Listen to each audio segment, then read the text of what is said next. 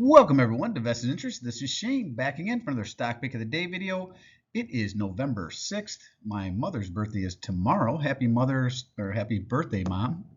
And my wife's is a couple days later on the 9th. So a couple birthdays coming up for my family. But that is not what you stopped by for. Today we are going to take a look at Exxon Mobil out of the energy sector. Let's jump right in and take a look. You're probably well aware of this company if you have ever pumped gas or drive. They provide a lot of the gas that you may be putting in your car. So let's jump in. If you want to know more about this company, check them out at corporate.exxonmobil.com. That's corporate.exxonmobil.com. That is their homepage where I pulled this information from. An overview of our business and operations. The corporation's primary business, upstream product solutions and low carbon solutions, provide products that enable modern life, including energy, chemicals, lubricants, and lower emissions technologies. ExxonMobil holds an industry-leading portfolio of resources and is one of the largest integrated fuels, lubricants, and chemical companies in the world.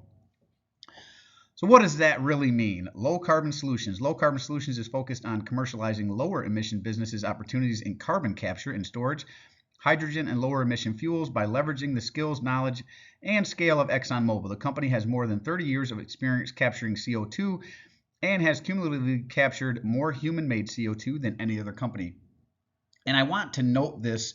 So they obviously are an oil and gas company, been around for a long time, right? But these particular right here, they're low carbon solutions. That I believe is what is going to propel them into the future and keep them a business into the future as the world transitions away from fossil fuels, from away from the oil and natural gas, though natural gas and oil will be used my lifetime for at least maybe my grandkids. They'll be transitioning more to solar and wind options full time. But this carbon capture, that is a big one, as well as the hydrogen fuels that they're working with right now. So those are a couple that I think are very important to capitalize and highlight on this product solutions company. This is kind of a smaller segment of their business that a lot of people don't know that they're in. The product solution company will engineer, manufacture, and deliver products needed by modern society at an industry-leading scale, serving multiple segments, products, and markets. It will play a critical role in reducing greenhouse gas emissions and plastic waste by developing more sustainable products such as lower emission fuels, chemical performance products, and next generation lubricants and plastics. So I don't think the world is getting away from plastics, and they do provide the material that makes plastics. So that's another big segment of their company that isn't going anywhere anytime soon. And the upstream, this is the oil and gas segment. The upstream company is where it all begins, where the story of safety and responsibility, meaning global demand for energy, starts.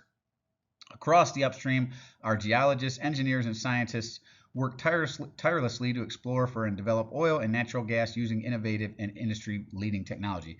So this is probably the portion of the business that most everyone is familiar with and that Exxon is really known for. But these are the portions of the business that I think keeps them and propels them into the future as we transition away from, like I said, oil and natural gas. So corporate.exxonmobil.com, that is their homepage where I pulled this information from. Check them out if you are interested in this company.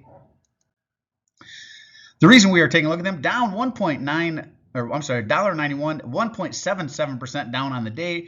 We are talking about Exxon Mobil Corporation, ticker XOM, close out the day at $105.87.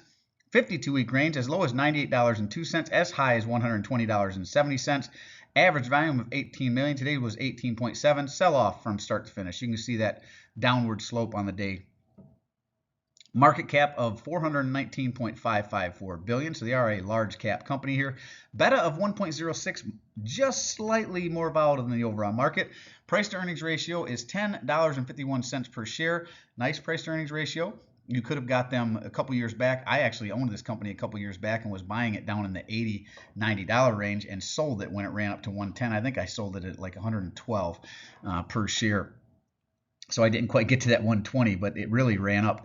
But anyways, EPS, earnings per share, sitting at $10.07. Very nice to see. Earnings date sometime between January 29th and January 2nd. If you're interested, keep your eye out for that. Forward dividend, $3.80 paid out on the year. They are a quarterly payer, so divide by 4, though we will see that quarterly payout here in a minute. Dividend yield, nice starting dividend yield on this one at 3.53%. Ex-dividend date will be November 14th, so that's coming up.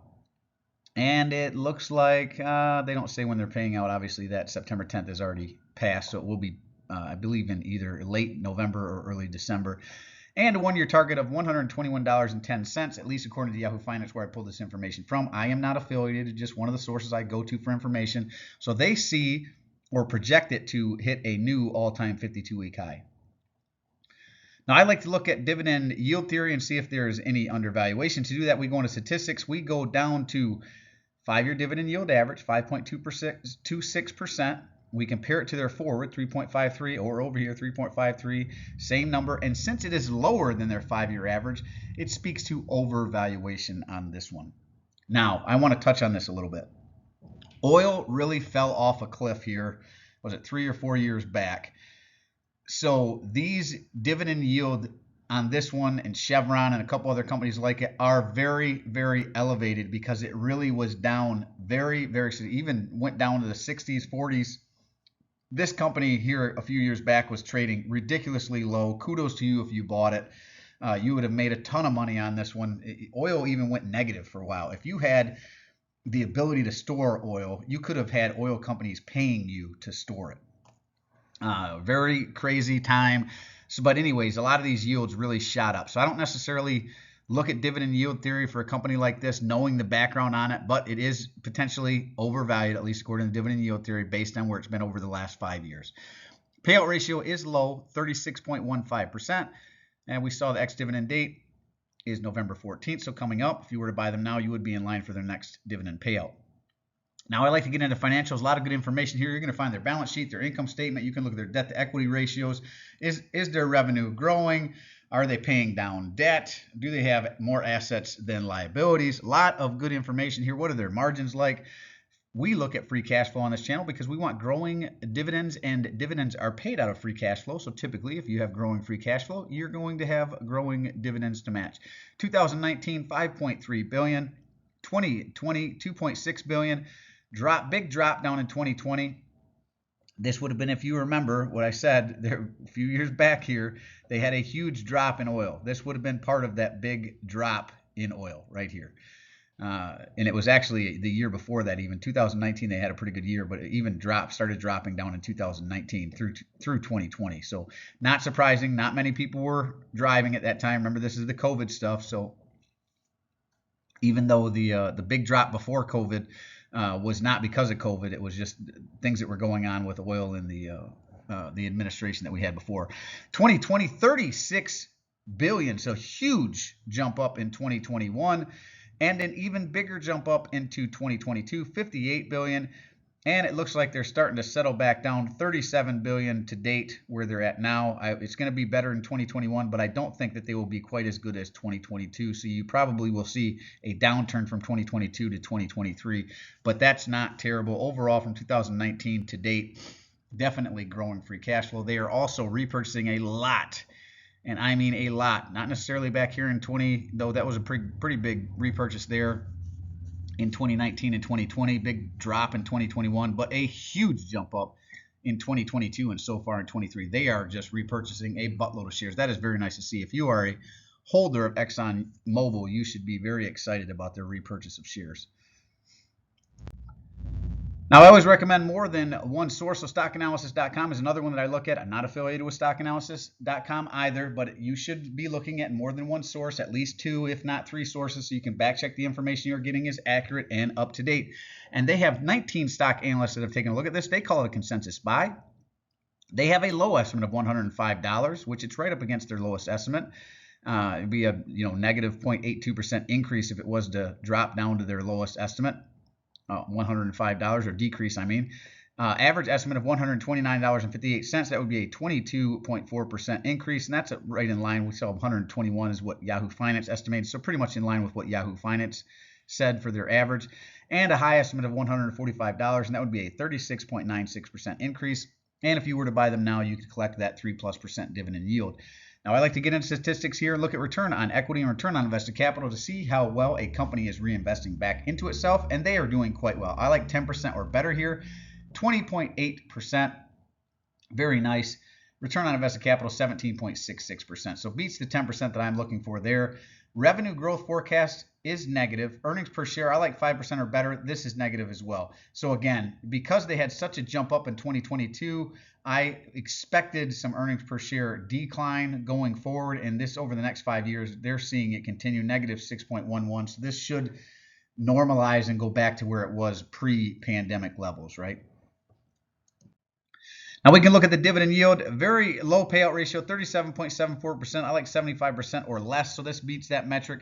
3.66% dividend yield. I went back to 2020, 87 cents. They jumped it up in 2021, November to 88 cents. They jumped it up again November 2022 to 91 cents. And again, most recently, looks like their payout in their next payout is going to be 95 cents. So they are actively raising that dividend. Low dividend payout ratio, 37.74%. So they have a lot of runway. They are a quarterly payer, and they pay out on the March, June, September, December timeframe. This is the vested interest stock screener. This is how I set up the videos. It's also how I look at a company on a high level to see if I'm interested in investing in it, just like we just did. You can pause this and go through this at your leisure.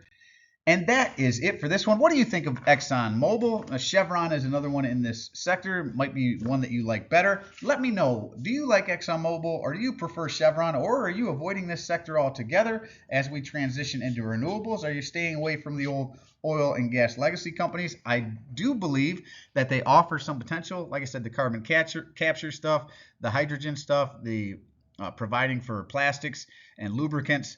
So those are not going anywhere, even as we transition from oil and gas to drive our vehicles. Those are not going anywhere. We're always going to need lubricants. I believe we're always going to have some sort of plastics. And carbon capture and the hydrogen is the wave of the future. The hydrogen seems to be more and more of a buzzword now, just like EVs were a buzzword there for a little bit as well. So let me know what you think of Exxon Mobil. Let me know what you think of the video. As always, appreciate you stopping by. If you haven't done so already, don't forget to show me some love. Hit that thumbs up. Ring that notification bell. Most importantly, subscribe to the channel. Hit that subscribe button. It really does help out a small YouTube channel like me. Hit that notification bell so you're notified whenever we put out any new content. Drop a comment down below. Let me know what you think of Exxon Mobil. I do personally read and respond to the comments. I'm always interested to read your questions, opinions, or suggestions for future topics. So if you have a company you'd like me to cover in the Stock Pick of the Day series, drop it down below and I'll work it into the rotation. And this is Shane signing off, wishing peace and prosperity to you and yours. And remember, financial security comes to those who take a vested interest. Hey, thanks for stopping by, and we'll see you in the next one. I'm not a financial advisor. Nothing in this presentation should be considered financial advice. I'm only sharing my opinion and investing for educational and entertainment purposes. Investing involves risk. You can't lose money. You should never invest any amount uncomfortable losing. Always do your own research. Invest based on your situation, circumstances, and select criteria, or seek the advice counsel of your certified financial advisor.